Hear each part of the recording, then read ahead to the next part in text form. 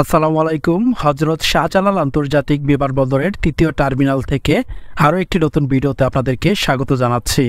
দর্শক, বর্তমান সময়ে তৃতীয় টার্মিনালের উত্তর এবং দক্ষিণে ব্যাপক পরিবর্তন হয়েছে। ইতিমধ্যে সৌন্দর্য বর্ধনের পাশাপাশি বিমানবন্দর মহাসড়কে যুক্ত হয়েছে নতুন করে একটি ফুটওভার ব্রিজ। এর পাশাপাশি উত্তর এবং দক্ষিণের র্যাম্পগুলোকেও প্রস্তুত করা হচ্ছে।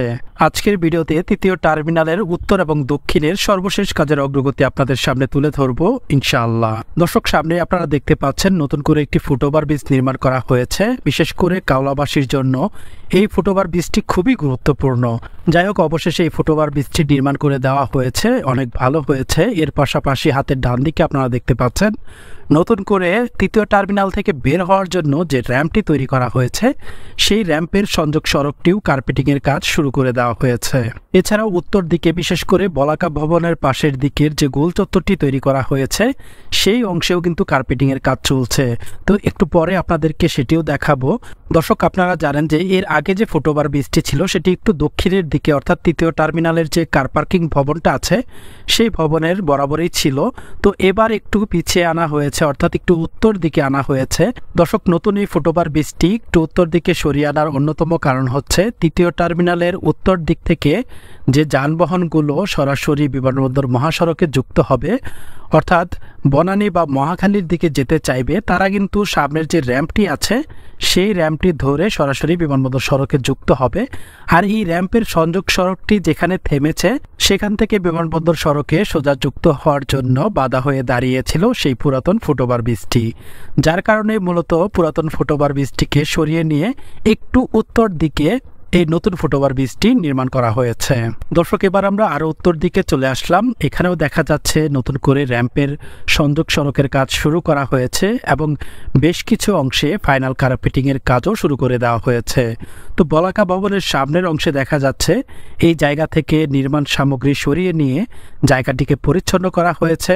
এর পাশাপাশি এখানে কার্পেটিং এর কাজও শুরু করে দেওয়া হয়েছে। তৃতীয় টার্মিনালের দক্ষিণের পাশাপাশি উত্তর অংশের নির্মাণ কাজ যখন সম্পূর্ণ হয়ে যাবে তখন এই তৃতীয় টার্মিনালটি দেখতে অনেক বেশি সুন্দর লাগবে।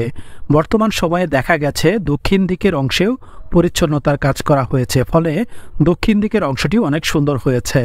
একটু পরে আপনাদেরকে সেটিও দেখাবো।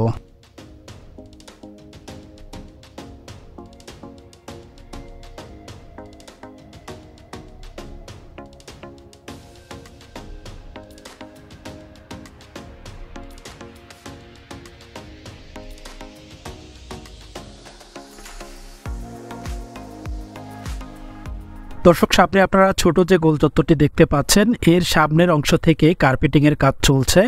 পুরো অংশটি কার্পেটিং এর কাজ হয়ে গেলে এই জায়গাটি দেখতে অনেক বেশি সুন্দর লাগবে। উত্তর দিকে দুইটি গোল চত্বর তৈরি করা হয়েছে, এর পাশাপাশি ইউটার্নের ব্যবস্থা রাখা হয়েছে। তাছাড়া উত্তর দিক থেকে বিমানবন্দরের যে পথচারী আন্ডারপাসটি নির্মাণ করা হচ্ছে সেই আন্ডারপাসের সংযোগ দেওয়া হবে এই তৃতীয় টার্মিনালের সাথে। তৃতীয় টার্মিনালের সাথে মেট্রো রেল MRT 1 এর সংযোগের পাশাপাশি তৃতীয় টার্মিনালে প্রবেশ এবং বের হওয়ার জন্য একাধিক সড়কের পাশাপাশি থাকছে ফ্লাইওভার, আন্ডারপাস এবং বিমানবন্দর যে পথচারী আন্ডারপাসটি নির্মাণ করা হচ্ছে সেটির মাধ্যমে এই তৃতীয় টার্মিনাল থেকে সরাসরি বিমানবন্দর রেলওয়ে স্টেশনের সাথেও যোগাযোগ থাকবে। এক কথায় তৃতীয় টার্মিনালের আধুনিক যোগাযোগ ব্যবস্থায় কোনো কমতি রাখা হচ্ছে না। দর্শক, আমরা এই মুহূর্তে আছি এই তৃতীয় টার্মিনালের কার পার্কিং ভবনের সামনের অংশে। সামনে যে র্যাম্পটি দেখতে পাচ্ছেন সেই র্যাম্পটি ঢাকা এলিভেটেড এক্সপ্রেসওয়ে থেকে সরাসরি তৃতীয় টার্মিনালের কার পার্কিং ভবনের সামনে নেমে গেছে, যেটির মাধ্যমে ঢাকা এলিভেটেড এক্সপ্রেসওয়ে থেকে যানবাহনগুলো সরাসরি বিমানবন্দর মহাসড়কের সাথে যুক্ত হওয়ার পাশাপাশি তৃতীয় টার্মিনালেও প্রবেশ করতে পারবে। একটু আগে আপনাদেরকে যেমনটা দেখিয়েছিলাম যে উত্তর দিকের যে ইউটার্ন বা গোল চত্বরটি রয়েছে সেখানে ইউটার্ন নিয়ে তৃতীয় টার্মিনালে প্রবেশ করতে পারবে ঢাকা এলিভেটেড এক্সপ্রেসওয়ে থেকে নেমে আসা যানবাহনগুলো। দর্শক, এবার আমরা এই টার্মিনালের দক্ষিণ দিকে চলে যাচ্ছি। দক্ষিণ দিকটি আগের চেয়ে অনেক বেশি পরিচ্ছন্ন হয়েছে। এর পাশাপাশি কার্পেটিং এর কাজগুলো অনেক অংশে শেষ করা হয়েছে।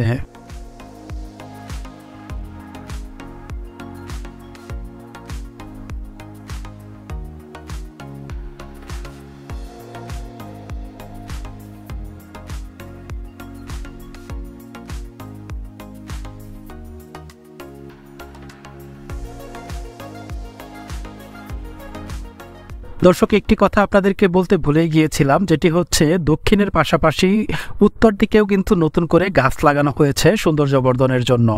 তো দক্ষিণ দিকটি উত্তর দিকের চেয়ে অনেক বেশি সুন্দর। এর অন্যতম কারণ হচ্ছে দক্ষিণ দিকে দুইটি দৃষ্টিনন্দন জলাধার রয়েছে। এই দুইটি জলাধার থাকার কারণে দক্ষিণ দিকটি অনেক বেশি সুন্দর লাগে।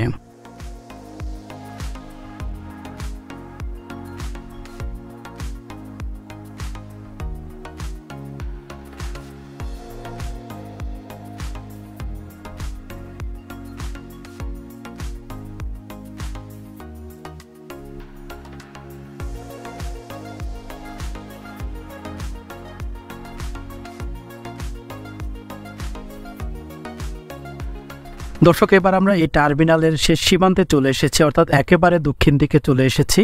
সামনে আপনারা দেখতে পাচ্ছেন এই দক্ষিণের শেষ অংশে বিশাল একটি জলাধার রয়েছে, এর পাশে আরেকটি ছোট জলাধার রয়েছে। তো এই দুইটি জলাধারেরই পার বাঁধানোর কাজ সম্পূর্ণ করা হয়েছে। তো দক্ষিণ দিকে আপনারা সামনে যে ভবনটি দেখতে পাচ্ছেন, এটি হচ্ছে জেনারেটর হাউস, এর পাশেই আছে পাওয়ার হাউস সহ অন্যান্য ভবন। তো এই অংশে সৌন্দর্য বর্ধনের কাজ কিন্তু শুরু করা হয়েছে। বিশেষ করে এখানের কার্পেটিংয়ের কাজ শেষ করার পরে দেখা যাচ্ছে লেন মার্কিংয়ের কাজগুলো শেষ করা হয়েছে, ফলে জায়গাটি দেখতে আগের চেয়ে অনেক বেশি সুন্দর লাগছে। তাছাড়া দক্ষিণের সামনে আপনারা যে অংশটি দেখতে পাচ্ছেন, এই অংশটি আগের চেয়ে অনেক বেশি পরিচ্ছন্ন দেখাচ্ছে এবং সুন্দরও দেখাচ্ছে। এখানে বেশ কিছু গাছ লাগানো হয়েছে। এই গাছগুলো যখন বড় হবে তখন এই জায়গাটি দেখতে আরো বেশি সুন্দর লাগবে। দর্শক, এছাড়াও তৃতীয় টার্মিনালের দক্ষিণ প্রান্তে দেখা যাচ্ছে নাম ফলকের যে অংশটি আছে সেখানে কাজ করা হচ্ছে। হয়তোবা প্রথমবার এখানে যে নাম ফলকের কাজটি করা হয়েছিল তারপরে কোনো ত্রুটি থাকতে পারে, যার কারণেই নাম ফলকের এই অংশটি আবারও পুনরায় ঠিক করা হচ্ছে।